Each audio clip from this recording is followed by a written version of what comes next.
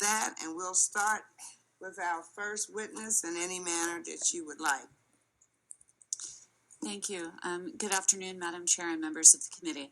My name is Leslie Seid-Margolis. I'm a managing attorney at Disability Rights Maryland, which is the protection and advocacy agency for Maryland. We provide free legal services to students and adults with disabilities, and we do a lot of special education work, which is why I'm here today.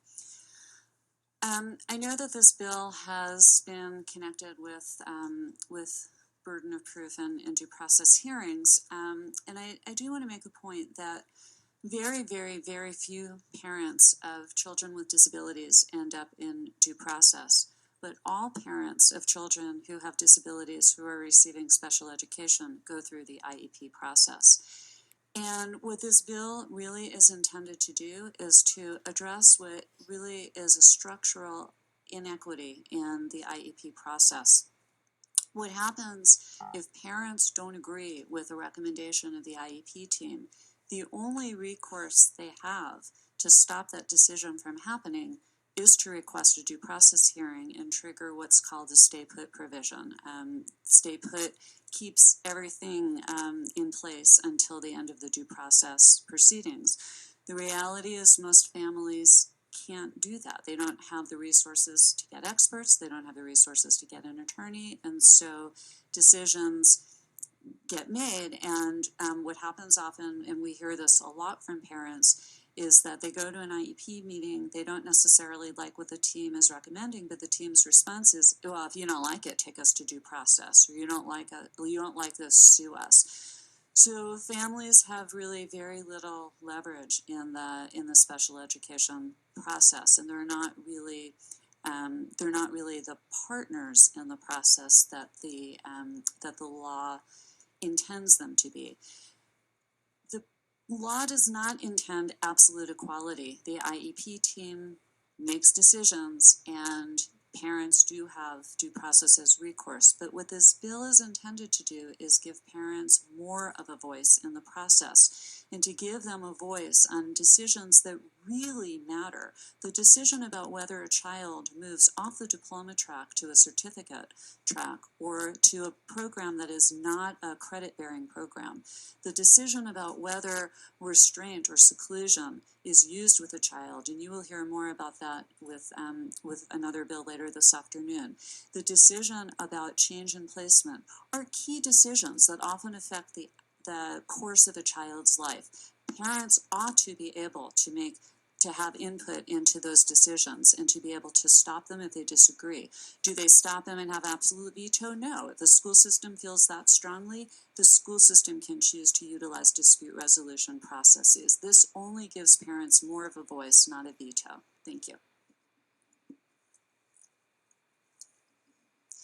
Members of the committee, my name is Sarah Davis. I am the parent of 5 children, 2 of whom have IEPs and 2 of whom have 504 plans. I am also the secretary of the Anne Arundel County CCAC and the founder of Parent Advocacy Consortium, a grassroots organization bringing parent voice together. I would like to echo what Ms. Margolis said, that consent keeps conversations where they need to be. It keeps them with the folks who understand the child best, the teachers, the parents, the team, and allows time for those decisions, very, very critical and important decisions, to be made by those folks. As a parent and as an advocate working with parents, I often hear the same information that Leslie said, which is that if you don't like it, take us to due process. But most parents don't have that as an option. Consent is something that as a parent we have responsibility for in all aspects of our children's lives. If we take them for medical care, we have consent. If we have somebody else pick them up from school, we must provide written consent. And it's very concerning that in these particular decisions, which will have lifelong impact on our children's futures, we don't have the right for consent.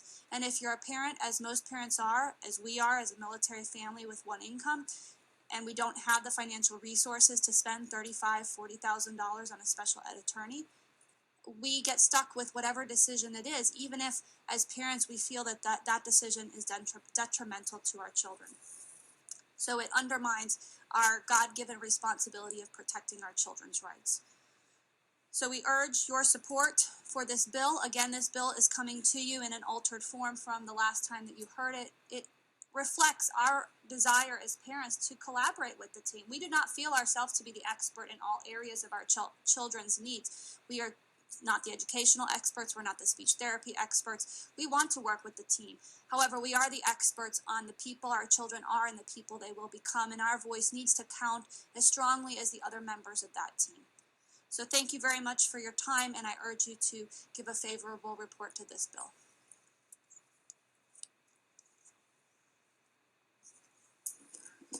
Next. I'll jump in. My name is Susan Somerville Hawes, and I'm the Director of Public Policy and Advocacy for the ARC Maryland. One of the things about this bill that I think is particularly strong, it's a very practical bill. It's a bill that gives parents a very practical tool, a simple tool to resolve simple problems. Eva Queen cannot be here with me today as much as she'd like to be. She's a working mom, but you have her testimony in front of you. Eva is a very proud mom of Amanda Queen, and I'll tell you her story. Amanda is an 11-year-old who attends Baltimore County Public School System. She's had an IEP since she was 3. Her disabilities include epilepsy, ADHD, mixed expressive receptive language delay, cognitive delay, and learning disabilities. Now, when Amanda was in the 4th grade, her elementary school employed a brand new IEP coordinator. And the new IEP coordinator misinterpreted the language in Amanda's IEP. This resulted in a sudden and complete removal of Amanda's crucial one-to-one aid.